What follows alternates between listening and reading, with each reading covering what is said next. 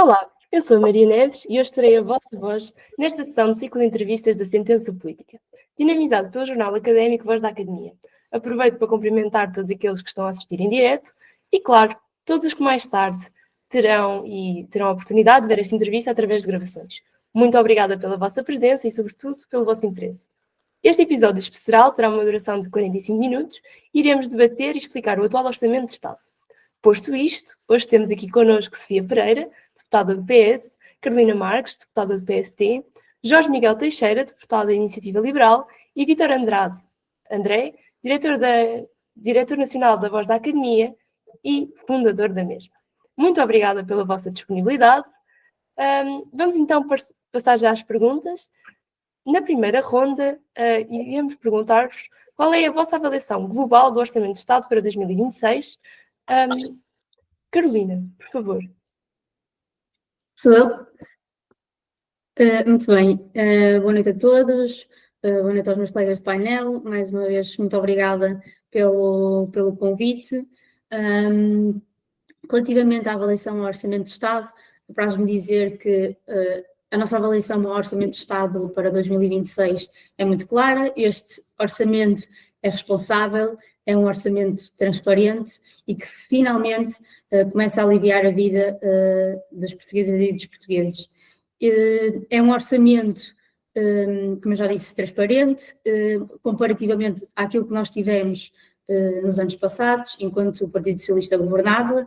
Pela primeira vez vemos metas, vemos indicadores, vemos medidas concretas e este orçamento não é só propaganda, não há cavaleiros orçamentais, é possível exatamente perceber aquilo que vai ser feito, como é que vai ser avaliado, e isto acaba por dar uma certa confiança aos portugueses e permite que todos acompanhem aquilo e permite acompanhar o trabalho do governo da AD.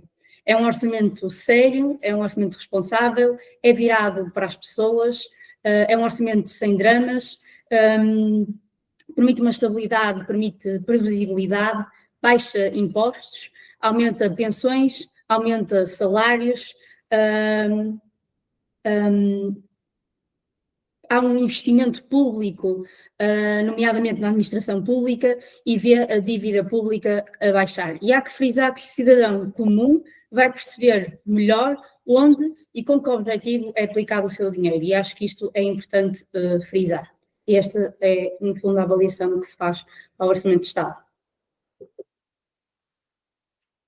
Muito obrigada, Carolina. Vou agora passar à Sofia, por favor. Boa noite a todos, cumprimentar-vos antes de mais e dizer-vos que, relativamente à última frase que a Carolina usou, que é um orçamento que os portugueses olham e sabem o que lá está e sabem mesmo o que lá está, eu aí concordo, sabem que a sua vida não vai sair do mesmo sítio e quando sair é para pior. Porque se por um lado Miranda Sarmento também previa um crescimento, dizia ele que era muito fácil de pôr o país a crescer acima dos 3%, agora nos 2% percebe que se calhar aquilo que vinha a dizer não é assim tão verdadeiro quanto isso. Mas no que diz respeito ao Orçamento de Estado em si, este Orçamento de Estado é um conjunto de compromissos orçamentais, mas depois e é muito pouquinho já agora, mas depois, no que diz respeito às intenções deste governo, no que diz respeito ao ensino superior, ao trabalho, à saúde, à ação climática, aquilo que faz é sempre subtrair. No que diz respeito aos trabalhadores, retirar direitos aos trabalhadores, subtrair. No que diz respeito à ação climática, cortou 1,5 milhão de euros na ação climática. Em contraciclo com o resto da Europa. No que diz respeito à saúde, corta 863 milhões, mas não nos diz onde é que corta esses 863 milhões e, portanto, a saúde continua para este governo. Há uma frase que é: quem não sabe para onde quer ir, qualquer coisa basta, ou qualquer coisa serve. E para este governo, e sobretudo para esta Ministra da Saúde, qualquer coisa serve. Este governo e este orçamento também veio a provar isso, porque não tem qualquer tipo de consequência, não tem qualquer tipo de entendimento de como resolver os problemas no Serviço Nacional de Saúde e, portanto, cortam no orçamento, vão já no terceiro ou quarto diretor executivo, e portanto isto não é apenas uma questão orçamental, é uma questão também de gestão, e o que mostra este governo é que não tem o mínimo de capacidade de compreender como é que pode preservar e melhorar um dos nossos grandes garantes e uma das nossas maiores conquistas coletivas, que é o Serviço Nacional de Saúde. E portanto, em poucas palavras, porque certamente teremos a oportunidade de falar disso mais à frente, isto é um orçamento que, por um lado, não dá resposta às pessoas, obviamente não dá resposta aos jovens, isto não é um orçamento que dê resposta a um jovem, muito menos a um jovem estudante, por variadíssimos motivos que mais à frente irei dar nota, e o que se vê é que temos um governo que durante a campanha eleitoral prometeu mundos e fundos, e neste momento a única coisa que tem que fazer não é só não cumprir nos mundos e fundos que prometeu, mas é sobretudo enganar as pessoas, e o que vem agora a apresentar aos portugueses é uma coisa absolutamente diferente daquela que veio a prometer, negligenciando as suas vidas, não tendo em conta o custo de vida dos portugueses, não percebendo quais são os problemas estruturais do país, a habitação, os salários, e portanto é um mau orçamento, não é de todo o orçamento do Partido Socialista, e portanto não podemos fazer vista grossa àquilo que tem vindo a acontecer, e fazer já um disclaimer antes que venha mais à frente. O Partido Socialista isto não é de facto um orçamento, não é o nosso orçamento, mas o Partido Socialista é um partido responsável, e portanto nós também temos as metas do PRR, e o PRR termina no próximo ano, em 2026, e portanto não poderíamos deixar o país neste momento numa situação de dificuldade sem poder executar. Muito obrigada. Peço desculpa, mas vamos ter que deixar algumas partes para as perguntas seguintes, não vai dar tempo. Obrigada. Por favor, Jorge. Ora bem, antes de mais, cumprimento a ti, Maria, cumprimento o Vítor, a Carolina e a Sofia pelo convite para este debate. E para comentar genericamente este orçamento, é importante começar por esclarecer algumas coisas. O PSD tem celebrado algumas vitórias ou pseudo-vitórias que pensa que alcançou neste orçamento, ou que nos quer convencer que alcançou. Uma delas é a suposta simplificação e o suposto progresso técnico que fizeram na maneira como se faz orçamentos, evitando aquela coisa que a Carolina chamou de cavaleiros orçamentais. O que é um cavaleiro orçamental? O cavaleiro orçamental é uma medida que aparece no orçamento do Estado, mas depois na prática não tem nada a ver com o orçamento do Estado. Um orçamento deve ser uma previsão de receita e de despesa, depois desagregado setorialmente pelas várias áreas do Estado, a dizer de onde é que vai o dinheiro e onde é que ele vai ser gasto. Claro que isto envolve muitas decisões políticas importantes. A questão é que os partidos, ao longo de vários anos, tinham o hábito no orçamento do Estado de meter muitas coisas no orçamento que não tinham nada a ver com isto. E toda a gente sabia que isto acontecia, e toda a gente sabia que havia exageros nesta prática na qual o PSD também participava. Já agora, a Iniciativa Liberal era um partido que todos os anos procurava propor o mínimo de propostas possíveis, e que essas propostas fossem estritamente fiscais, tanto quanto possível, exatamente para não meter coisas não orçamentais dentro do orçamento. Mas de repente o PSD viu a luz, e de repente o PSD percebeu que se calhar era melhor mudar a prática do orçamento e ter orçamentos mais limpos, mais estruturados e mais claros. Será que foi mesmo assim? Será que houve uma iluminação que se lhe deu, ou que era politicamente conveniente? Ora bem, o que é que acontece antes do orçamento? O Partido Socialista diz: nós estamos dispostos a abster-nos no orçamento, desde que o PSD não meta nada de habitação lá, que não meta nada de impostos sobre as empresas lá, que não meta nada de segurança social lá, que não meta nada de questões laborais lá. E o PSD fez isso. E, portanto, acabámos com um orçamento que não mexe rigorosamente nada. Muito parecido com os orçamentos que já tínhamos do Partido Socialista, e o PS diz: bom, assim está bom, assim já me posso abster. E, portanto, continuamos com orçamentos que não mudam nada de substancial no país. O PS diz que está tudo mal, mas pronto, temos de executar o PRR e por isso temos de andar em frente. Quando muito investimento do IPRR, infelizmente, não é produtivo, porque o Estado é mau a executar fundos europeus, e o PRR não é diferente dos outros fundos europeus, e estamos altamente dependentes dos fundos europeus e devemos ser menos dependentes. E depois, em muitas questões substanciais, a discussão é chutada lá para a frente. E, portanto, há um pacote laboral que vai ser discutido à parte, há medidas de habitação que vão ser discutidas à parte, há ideias, planos vagos para a segurança social que poderão eventualmente ser discutidos à parte, impostos sobre as empresas, repare-se, Não há cavaleiros orçamentais. O IRC vai ser discutido à parte. O IRC é um imposto, não, nada mais orçamental que o IRC. Então, medidas sobre o IRC são cavaleiros orçamentais fora do orçamento. Porquê? Porque o PSD está em minoria e precisa de ver o seu orçamento aprovado. Como não quer correr riscos eleitorais, não arrisca, não vai em frente, não apresenta uma ideia de país e não tem coragem de o fazer e de tentar persuadir os portugueses de que é possível ter um país diferente. Se é para isso, então o que a Iniciativa Liberal vai fazer e fez é votar contra e apresentar sim uma ideia de país mais corajosa e mais ambiciosa. Muito obrigada, Jorge. Vítor, por favor, agora é a tua vez. Muito obrigado, Maria. Muito boa noite a todos. Espero que estejam bem. Aqui entre nós desde há 5 minutos. Estivemos num outro debate, mas tenho muito gosto em estar aqui neste painel com estes 3 deputados. Relativamente ao orçamento, eu vou seguir um pouco aquilo que o Jorge Miguel Teixeira estava a referir. Aliás, ele já explicou aqui a questão dos cavaleiros orçamentais. Se nós formos do ponto de vista técnico, como diriam muitos juristas, esta é a prática mais adequada, porque o orçamento do Estado deveria ser uma lei mais simples e que efetivamente era um pouco o orçamento de casa, ou seja, entra X, sai Y, quanto é que fica? Mas a verdade é que esta prática se gerou e também importa explicar um pouco porque é que ela se gerou.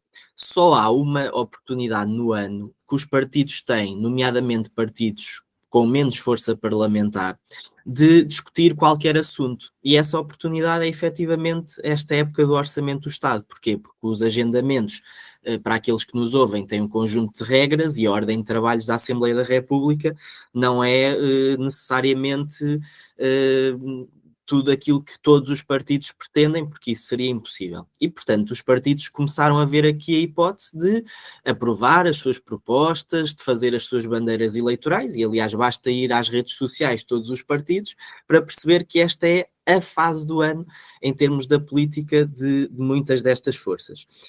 Mas, efetivamente, esta questão, vou dizer justificação ou desculpa, eu gostei também da teoria que o Jorge referiu, mas acaba por fazer do Orçamento do Estado um documento que é um pouco um prato sem sal, ou seja, nós não sabemos ao certo o que é que sabor é que vem daqui, e isto independentemente dos gostos ideológicos, mas realmente acaba por parecer um pouco um orçamento de gestão. Claro que a Carolina já elencou um conjunto de vitórias do orçamento, cada um puxará a brasa à sua sardinha, mas parece-me que, tirando os cavaleiros orçamentais, se retira também a substância, portanto o naco, o filé mignon, que normalmente ocupava até os painéis televisivos, que se percebe agora que não tem muito por onde ir. Mas, para cumprir o meu tempo, o que é que eu gostava de perceber? Eu gostava de dizer, a posição do PS é de responsabilidade, mas eu gostava que a Sofia também me explicasse, e a quem nos ouve, o que é que se ganhou com a abstenção do PS, efetivamente, porque parece-me que houve aqui uma certa, vamos dizer, negociação, mas depois não se retiraram aqui efeitos positivos para o lado daquilo que o PS defende tradicionalmente, de uma perspectiva socialista do país, mais progressista, e portanto deixo também essa questão. Depois há aqui aspectos que efetivamente me preocupam e que eram grandes bandeiras do PSD, mas que não têm depois, não são contemplados devidamente, e só vou elencar, porque o meu tempo já está a terminar, questões da reforma administrativa, por exemplo, a questão da saúde, que já foi aqui elencada e que me preocupa bastante, a questão, por exemplo, da justiça, em que tivemos uma rábula muito engraçada do Presidente do Constitucional, mas enfim, a seguir já vou a tudo isto, para já não quero exceder-me aqui no meu tempo. Obrigado. Muito obrigada e obrigada por terem respeitado o tempo. Agora, passando então para a segunda questão, eu vou deixar-vos responder algumas das questões que foram aqui levantadas e, acima de tudo, gostava que vocês debatessem mais relativamente a prioridades, financiamento e impacto que este orçamento vai ter. Pronto, vamos então iniciar com a Carolina, por favor. Sim, vou só começar por dizer e responder aqui ao Vítor numa questão que eu acho que depois a Sofia também vai responder, porque foi diretamente para ela. O Partido Socialista abster-se efetivamente é uma grande responsabilidade por parte do partido, e bem, até porque nós estamos numa situação em que o país está farto de viver de eleição em eleição, e acho que sim, é uma grande responsabilidade por parte do partido em fazê-lo, e acho que o faz bem. Se me permites responder por ti, Sofia, mas certamente vais responder a seguir, mas acho que sim. Eu queria só responder aqui há bocadinho sobre coisas que disseram há bocadinho relativamente à simplificação técnica, na forma como se faz o Orçamento de Estado, que o Jorge iniciou há bocadinho, e efetivamente este orçamento não é de todo do Partido Socialista, e ainda bem, porque o que se pretende aqui é fazer uma gestão financeira e do património do Estado, ou seja, o que se pretende conter neste orçamento é exatamente isso, ou seja, dados que façam essa gestão financeira e o património do Estado. E tudo o que não seja orçamental, ou seja, políticas públicas, medidas fiscais e esses cavaleiros orçamentais que estamos aqui a falar, e então incluir nesse decreto-lei, de forma muito mais simplificada, à parte, e que depois entrará em vigor no início do ano. Mas todos estes dados, e eu já tive a oportunidade de elencá-los hoje de tarde no outro debate que tivemos, e vou elencá-los de novo porque demonstra que o PSD, ou o Governo na AD neste caso, está a fazer um caminho que tem um grande impacto para os portugueses, que tem um grande impacto positivo, e que nós estamos a demonstrar que estamos a crescer acima da média europeia, estamos a reduzir a dívida acima da média europeia, e, pasme-se,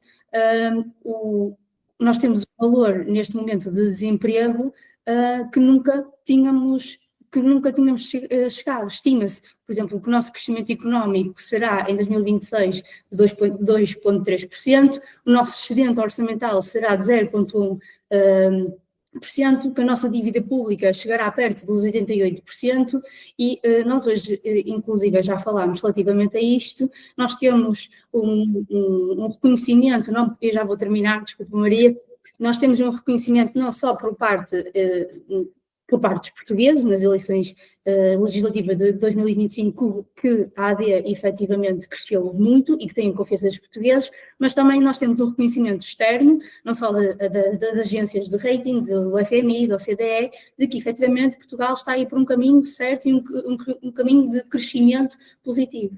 Muito obrigada. Obrigada, Carolina. Sofia, por favor.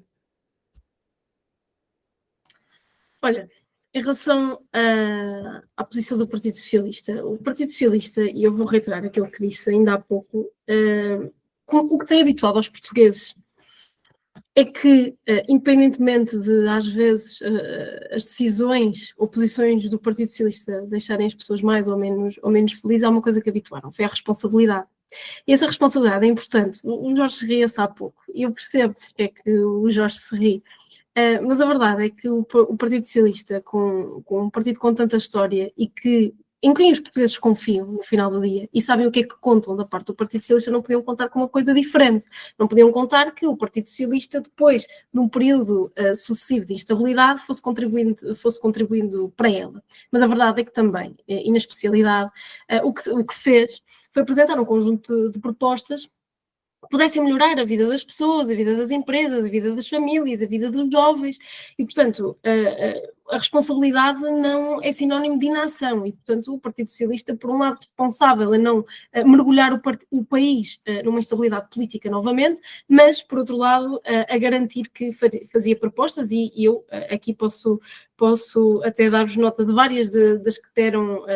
ou das que tentámos apresentar no que diz respeito à juventude, até porque está aqui um grupo de jovens a conversar, que são muito importantes, ou que seriam muito importantes que os partidos anuíssem. Inclusive, a Iniciativa Liberal era interessante poder votar algumas propostas do Partido Socialista que melhoram a vida dos jovens. E, portanto, por um lado, responsabilidade sim, mas exigência, e é daí que vêm as nossas propostas na especialidade. E, portanto, o que é que ganhamos? Ganhamos um país que pode, por um lado, não entra novamente numa instabilidade política, e social, sobretudo, e por outro lado, que temos a garantia da execução, ou a garantia, não é garantia, mas que não é o Partido Socialista que não vai, ou aliás, que vai contribuir para a não execução do PRR. Porque é importante que seja executado, é importante que nós tenhamos a capacidade de garantir que um conjunto de setores e um conjunto de medidas que podem ajudar o nosso país e as mais diversas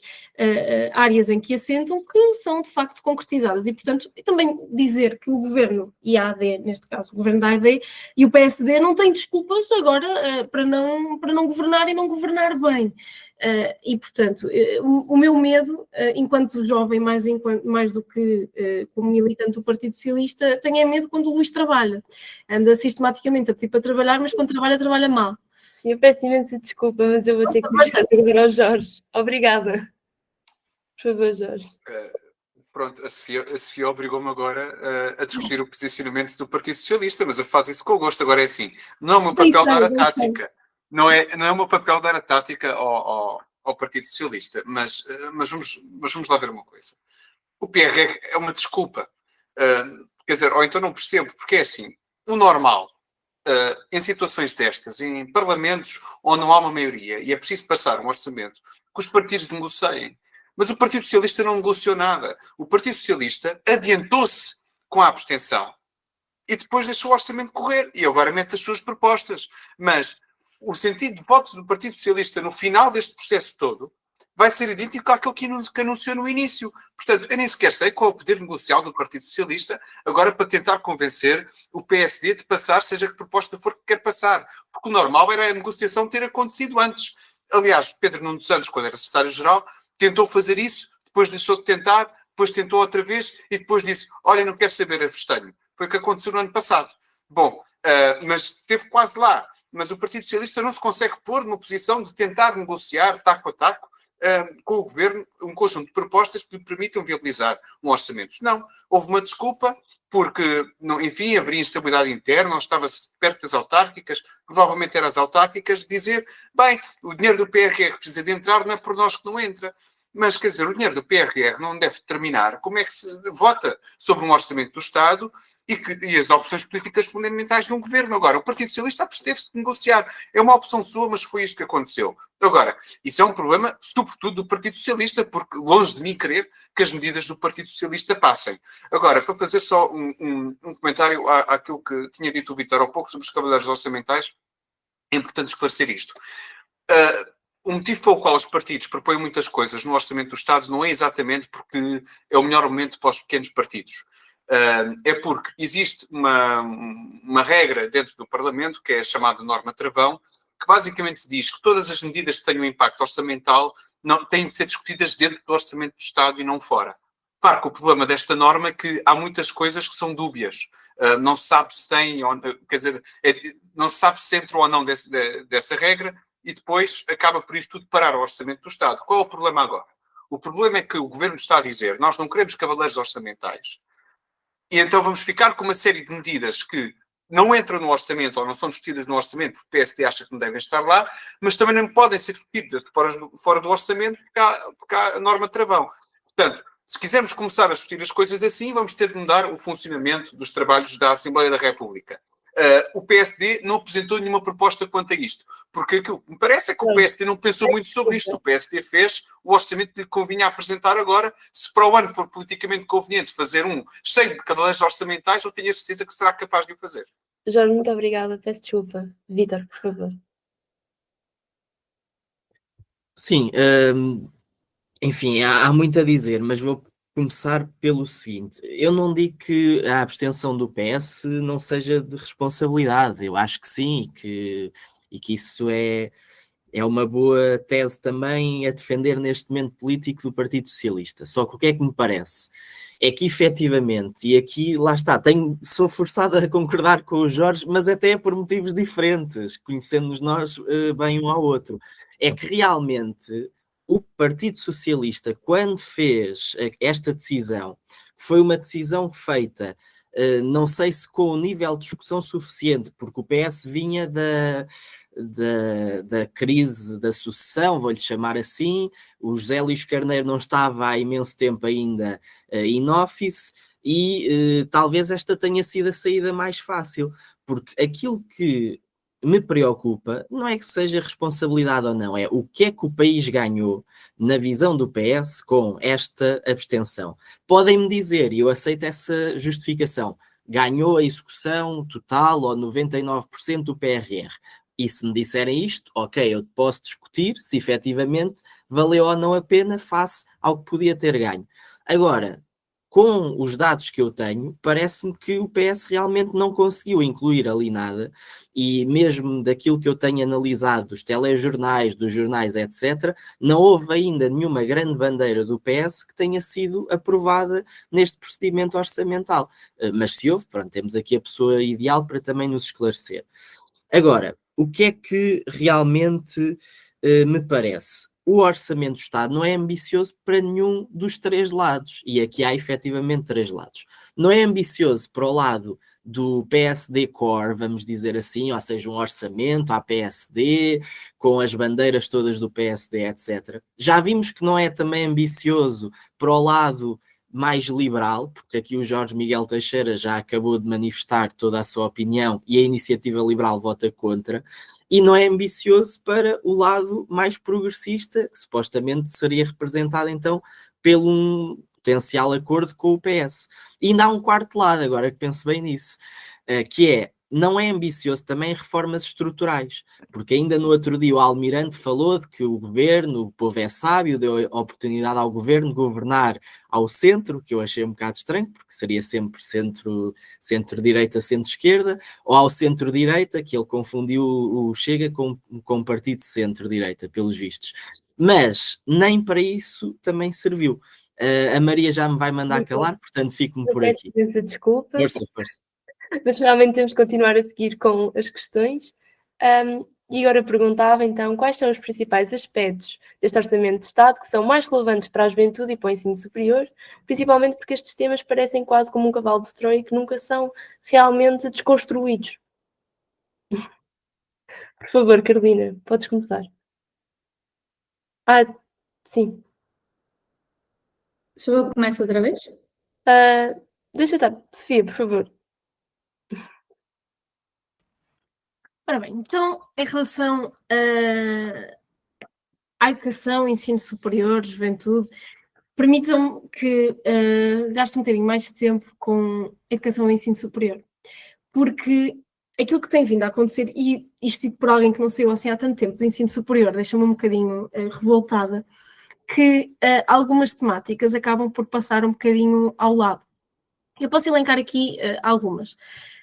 Desde logo, o complemento de alojamento à classe média. Foi aprovado na Assembleia da República um complemento do alojamento aos estudantes da classe média. Está em vigor, é um direito consagrado. A verdade é que o governo decide não o pagar. Ou seja, não cumpre a lei, não paga este complemento. E eu já perguntei em várias situações diferentes, em vários momentos diferentes, a membros do governo, a deputados, porque é que não pagam? A verdade é que nunca há uma resposta. Não pagam porque simplesmente não querem pagar. E, portanto, estão a incumprir, a abandonar uma geração. Isso, desde logo, no que diz respeito ao complemento de alojamento. Mas também dentro do ensino superior, o ensino superior, e já agora, como diz na Constituição, deve ser tendencialmente gratuito em todos os ciclos de ensino. O que o Partido Socialista apresentou neste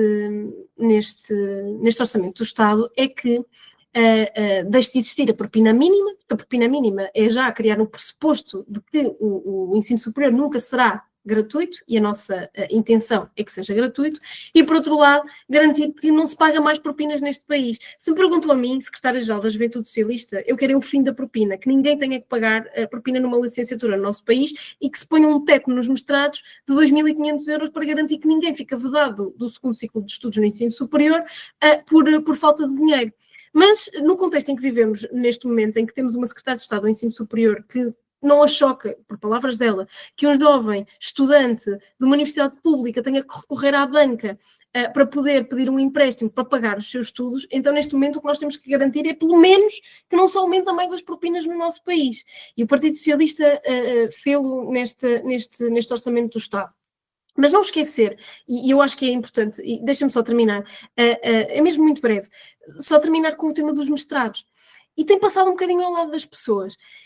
O mestrado em Portugal, neste momento, pode custar qualquer valor, porque foi descongelado, porque foi retirado o teto máximo de um mestrado em Portugal. Um mestrado em Portugal, neste momento, numa universidade pública, pode custar 10, 20, 30, 40 mil euros. E não há nada que garanta, o governo não consegue garantir, mesmo para terminar, que as universidades não chegam a esses valores, para serem competitivos. Pelo argumentar da competitividade, acabam por dizer aos estudantes portugueses que já têm dificuldade em pagar 900 euros por mês de uma propina, que têm dificuldade na habitação, mas depois os mestrados que, neste momento, são importantes para concluir os seus ciclos de estudos e para ser mais competitivos no mercado de trabalho, não os conseguem pagar. Obrigada, Sofia. Peço desculpa estar sempre aqui a cortar. Jorge, por favor. É o teu papel e bem. Obrigada. Eu posso falar um bocadinho sobre ensino superior aqui em resposta à Sofia, mas também queria ir para outro tema que considero ser fundamental para os jovens, que tem que ver com a segurança social e com as pensões futuras dos jovens. Mas indo primeiro aqui ao ensino superior. É preciso perceber uma coisa. Quando estamos a discutir a propina, muitas vezes a esquerda gosta de discutir a propina enquanto um instrumento de política social. Ou seja, diminuir a propina aumenta o acesso ao ensino superior. Quando a propina não serve para isso. A propina não serve para financiar o acesso dos estudantes ao ensino superior. A propina serve para financiar as instituições de ensino superior, que, consoante o pagamento que os estudantes fazem da sua propina, esse pagamento vai para as instituições de ensino superior e financia-as. Elas também recebem financiamento do orçamento do Estado. O que a propina faz é dar um sinal importante às universidades que estão a conseguir ser mais atrativas e recebem mais financiamento com base no número de estudantes que conseguem atrair. E isso tem um efeito positivo. E é assim em muitos países e nos países mais competitivos do ponto de vista do ensino superior. Quando é mais competitivos, não estou só a falar de economia de emprego, estou a falar que produzem investigação de melhor qualidade, são as universidades que se conseguem financiar melhor. E esse financiamento passa também por aquilo que é pago. Outra coisa é assegurar que os estudantes conseguem estudar independentemente dos seus meios.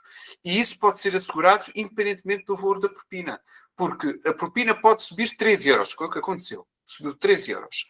Se houver bolsas e financiamento público que assegure que nenhum estudante fica para trás, as pessoas vão continuar a conseguir estudar no ensino superior.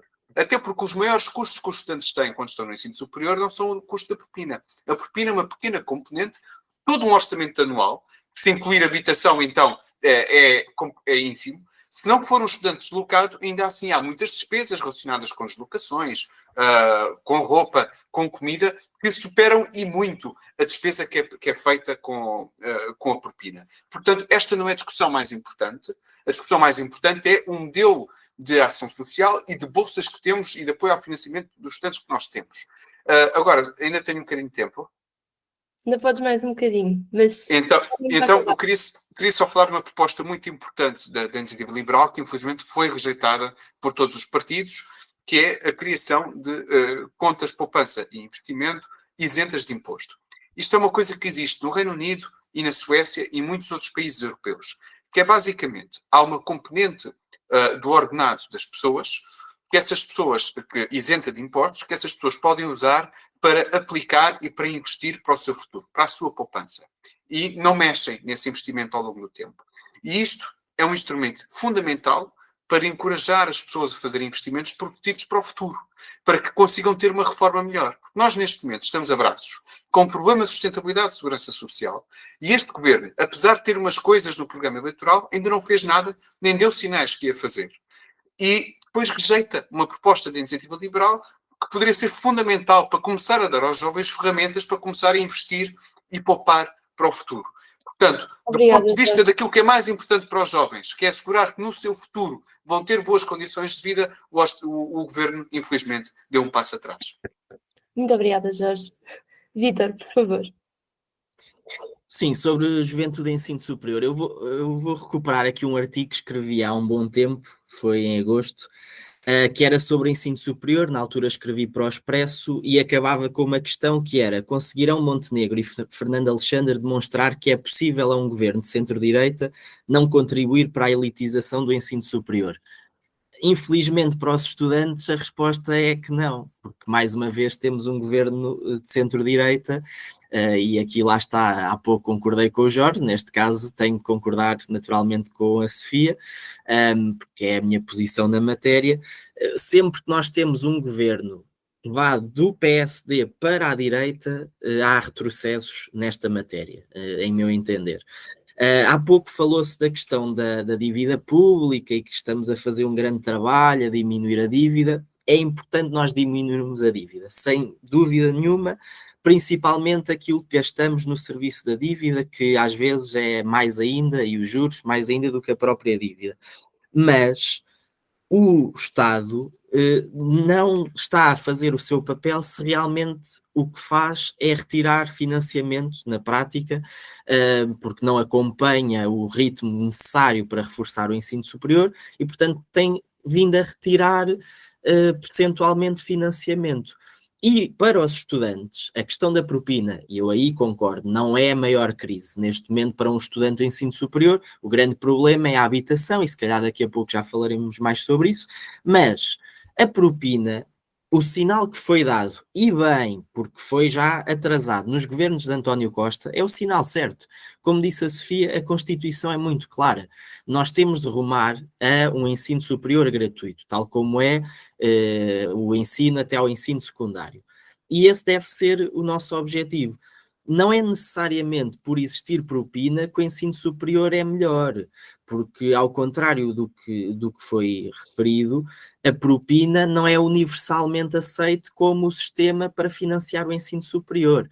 É uma das modalidades que se usa e usa-se em vários países, é verdade, mas deve ser o Estado, e isso é aquilo que eu defendo e que vários partidos defendem, deve ser o Estado a financiar através do contributo de toda a sociedade, porque muitos daqueles que hoje em dia ganham também muito dinheiro, e ainda bem que o ganham, foi graças ao ensino superior. E o que é curioso é que quando tiraram o curso no ensino superior não tinham propinas, em muitos casos, porque antes de 92, e daí que não é a verdade universal como às vezes se vende, não existiam propinas, ou era uma questão simbólica, era quase um selo que se pagava. E, portanto, foi com um governo de direita, na altura de Cavaco Silva, que se introduziram as propinas, e é sempre com governos de direita que se dificulta um bocadinho mais a vida aos estudantes universitários. E eu sinto Vítor, muito isto, fui representante realmente, estudantil muitos anos. Vítor, Agora, o que eu espero para ver é efetivamente esta reformulação no sistema de ação social. E isso aí temos de dar um bocado de benefício da dúvida para ver se faz mais a diferença nos estudantes ou não. muito obrigado, Vítor. Por favor, Carolina. Eu acho que desmistificar esta questão da propina é importante e o governo Alvia tem vindo a desmistificar que não só o descongelamento da propina vai ser feito não agora, só em 2026, 2027, que este aumento representa 13 euros por ano, que por mês será 1,08 € por mês, e isto vai ser dito não uma, não duas, mas várias vezes para que as pessoas entendam. Só que eu acho que o problema, efetivamente, não é a propina, mas, como o Vítor disse, a ação social. E a ação social é que, efetivamente, tem aqui uma grande lacuna gigante e que deve ser, e que deve ter uma grande atenção por parte do governo, nomeadamente deve ter uma grande atenção na parte do investimento. Nós já investimos 180 milhões de euros na ação social, mas queremos reforçar este valor investindo agora 300 milhões de euros. E isto, claro, que nos leva à questão das residências, que começou com o governo do Partido Socialista, que vai continuar agora e queremos fazer esse reforço. É uma prioridade nacional, queremos concluir as residências dentro do prazo do PRR. estamos certos que vamos concluir a nossa meta das 19 mil camas, com as que já existiam, vamos concluir com aquelas que serão as 26 mil camas. Estamos também ainda a colocar às instituições de ensino superior a problemática para que elas planeiem e identificam as necessidades destas instituições e para que deem em conta ao Governo e para o Ministério da Educação. Ainda relativamente aos mestrados, nós apresentámos 2 medidas no Orçamento de Estado, uma delas relativamente à parte do reconhecimento automático dos créditos para um jovem que, por exemplo, mude de universidade, esses créditos sejam internamente reconhecidos, e nós também apresentámos uma outra, que inclusive foi hoje, e já vou terminar, Maria, já vi que estás a olhar para mim, que inclusive foi hoje rejeitada depois de tarde, relativamente à limitação da atualização das propinas à taxa de inflação nos mestrados obrigatórios para o acesso à profissão, e que hoje de tarde foi rejeitada. Muito obrigada, Carolina. Então vamos agora passar para a próxima ronda, e eu gostava de vos perguntar que aspectos da vossa visão é que, mais para os jovens e para o ensino superior, é que gostariam de reforçar perante as ideias dos outros intervenientes, gostavam de responder a alguma questão que aqui foi levantada, e agora abrir espaço então para a Sofia poder começar. Oi, obrigada. Sim, tinha aqui só 2 notas que eu acho muito rapidamente, que acho que são relevantes ainda no que diz respeito ao ensino superior. Estamos aqui a falar, eu concordo que a habitação é também um problema para o acesso ao ensino superior. Não é só, é também. E, portanto, a propina, sim, tem um impacto significativo na vida dos estudantes e das suas famílias. Mas eu já lá vou à questão da propina, porque, quer dizer, se nós formos por esse ponto de vista, grande parte, ou muitos países que são muito competitivos e que têm melhores resultados, como Alemanha e Suécia, não pagam propinas. Na Alemanha não se paga sequer propinas de mestrados. E, portanto, bom, isso, os argumentos servem as circunstâncias. Mas, para falar das camas, foi um fogotório de anúncios. Foi um fogotório de anúncios o que o Governo fez nesta medida. Eu até tinha aqui, vou recuperar aqui alguns dados que tinha já perdidos. Em 2024 foram anunciadas 700 e novas vagas. Ou seja, diminuiu para 561 este ano letivo. Isto significa que a ocupação real destas camas foi de 76 camas ocupadas em 2023 e 2024, antes do reforço anunciado pelo Governo, e depois, após o reforço 24-25, entre 209 e 249, ou seja, teve menos de 1/3 da capacidade. E isso deve ser um fator. É que isto é um problema estrutural e que são camaradas, não são residências de estudantes.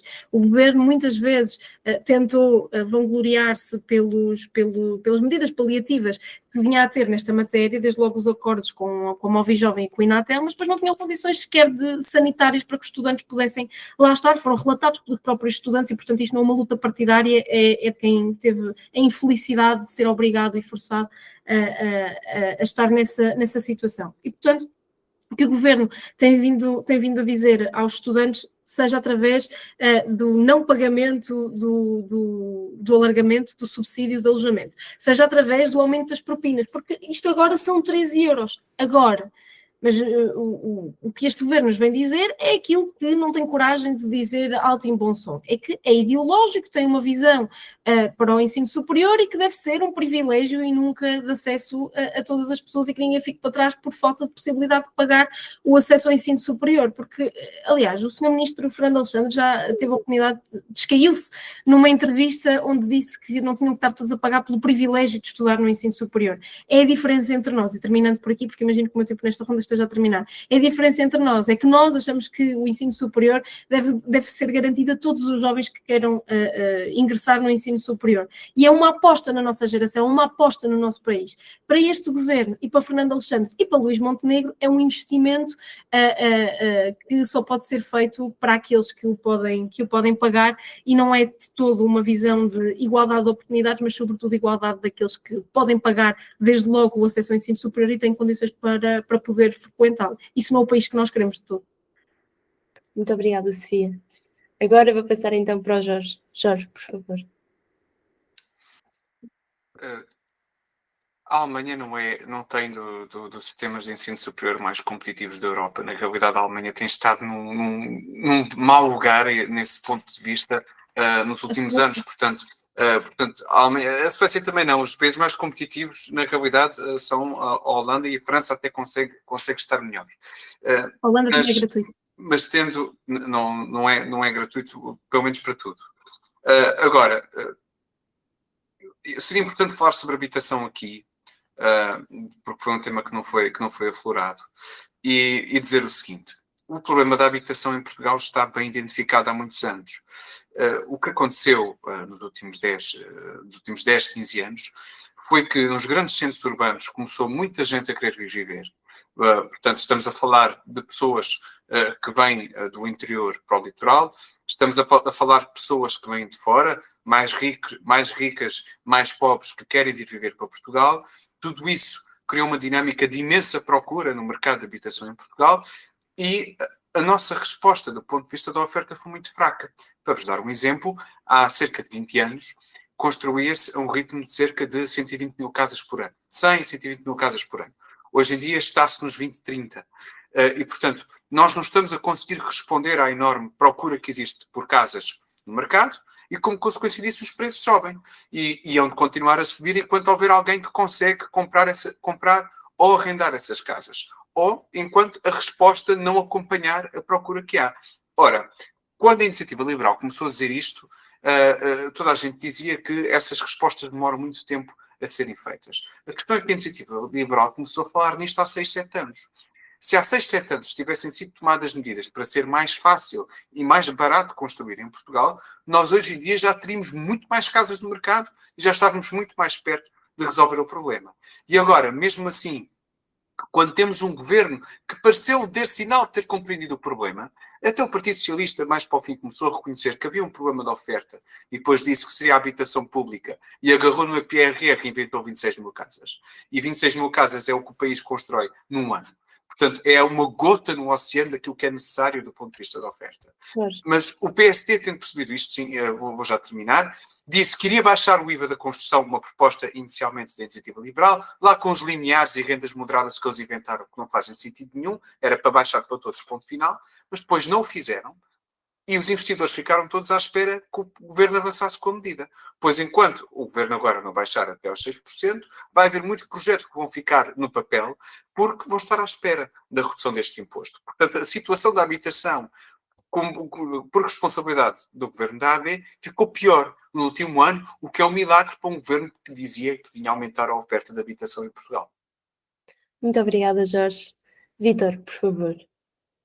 Sim, ainda voltando à questão da propina, realmente é daquelas áreas ultra-ideológicas e que, dependendo da nossa ideologia, damos respostas completamente diferentes.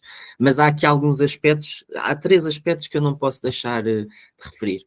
Primeiro é a derrota que quem é mais progressista ou mais de esquerda já está a sofrer sempre que admite a palavra que me irrita profundamente, que é descongelar.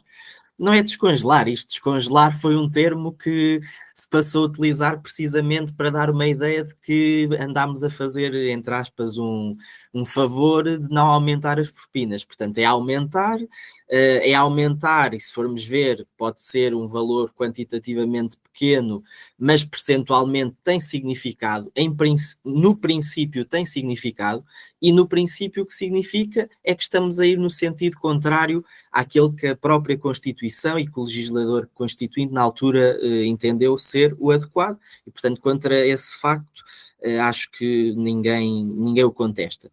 Depois, a questão efetiva dos mestrados e doutoramentos, que a Sofia também apontou, e é outro aspecto em que nós temos de começar a pensar o que é que queremos fazer, porque em universidades públicas, e não vou às privadas, porque acho que aí deve haver a liberdade, obviamente, de iniciativa privada, e quem quiser pagar, paga, mas em universidades públicas ter mestrados, doutoramentos de 2.000, 3.000, 4.000, 7.000 euros, como eu já vi, que impedem as pessoas de ganhar vantagens concorrenciais no mercado, porque para bem ou para mal, a licenciatura já não é o grau verdadeiramente diferenciador atualmente, já é o mestrado. Portanto, nós temos de alguma maneira de pensar o que é que vamos fazer a este nível. E depois, uma coisa que não se pode deixar passar, que é a questão de, num Estado de Direito, o que está legislado, o Estado tem de cumprir. Não cumprir situações como a que a Sofia referiu do complemento, não cumprir ao nível do prémio salarial, como foi notícia durante meses e meses, não é aceitável num Estado de Direito como o nosso. E, portanto, queria deixar aqui essa nota. Não vou às casas do Estado, à habitação, melhor dizendo, já estava aqui a dar um pouco a deixa, mas se calhar na minha sentença vou a este tema se ninguém lá for. Pronto, obrigada, Vítor. Peço desculpa. Carolina. Então, relativamente ainda a esta parte da ação social, só complementar, dizendo, porque não disse há pouco, que este novo modelo de ação social que nós vamos ter vai-se basear basicamente no rendimento do estudante, no rendimento do seu agregado familiar e no seu rendimento disponível e custo estimado, e de forma a que esse estudo seja disponibilizado. E as bolsas também serão aumentadas para o estudante deslocado, de forma a que ele não fique sem nenhum tipo de apoio por parte do alojamento. Relativamente à habitação, eu acho que é importante reforçar duas medidas que já são bastante conhecidas do Governo, que é o reforço na garantia pública em 350 milhões de euros para a compra da primeira casa para os jovens até aos 35 anos, e, aliás, existem já dados relativamente a isso, sendo que na garantia pública até agora beneficiaram cerca de 15 mil jovens, e a subida da isenção de IMT para jovens até 35 anos na compra da sua primeira casa, dentro dos tetos e preços definidos por lei, e segundo os últimos dados por parte do Governo, são que beneficiaram do IMT e, inclusive, do imposto de selo, cerca de 60 mil jovens. Eu também gostava de chamar à colação outro tema bastante importante para a juventude e que normalmente não é assim tão falado quanto isso, que é a parte do desporto, e que nós falámos no anterior debate, mas porque foi uma pergunta do público, mas que efetivamente o desporto tem entrado, houve um Conselho de Ministros a semana passada sobre este tema, sobre o desporto, e que por isso também gostava de enunciar isso, uma vez que foi aprovado o Programa Nacional de Desporto para Todos e criado um plano de desenvolvimento para o desporto, algo que não existia e que vai beneficiar não só muito o sistema educativo, como o desporto escolar, mas também o sistema de alto rendimento, e esta parte do alto rendimento entra muito também no ensino superior. Vou terminar. No ensino superior, e que uma vez que temos muitos atletas de alto rendimento que estão a estar nas nossas universidades e que conseguem viver esta vida dupla. Muito obrigada. Peço desculpa estar sempre a cortar, pá. Vocês estavam realmente a ter um debate muito interessante ao longo de toda a entrevista, mas vamos passar então agora para a nossa última ronda, na qual vamos fazer então a nossa sentença política. Qual a sentença política vocês atribuem e a quem, o partido, o agente que quiserem contar, mais relacionado com a questão do Orçamento de Estado, nomeadamente se há alguma medida que vocês considerem irrealista, insuficientemente financiada ou que não está a conseguir responder bem e está mal fundamentada, que está a ser passada neste Orçamento de Estado ou que devia ter sido passada neste Orçamento de Estado. Qualquer vosso, por favor, Jorge, podes começar. Boa, ainda bem que estou primeiro, porque há algumas que são óbvias. Eu vou dar um exemplo de uma que foi muito interessante. Depois a Sofia se calhar vai dar o outro. Que é o Governo prevê um aumento de 10% na receita de ISP, que é uma coisa muito misteriosa.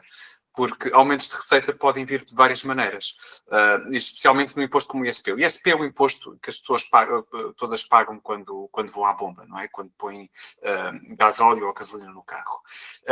E essa receita pode aumentar, ou porque aumenta a atividade económica, e normalmente quando aumenta a atividade económica, aumentam as receitas de tudo o que é impostos relacionados com o petróleo, ou porque o imposto aumenta. Mas o governo não diz se aumenta ou não o imposto, diz que vai acabar com o desconto extraordinário que havia, mas só o vai fazer em função da evolução do preço dos combustíveis, de maneira a que as pessoas não se sintam quando forem pôr combustível.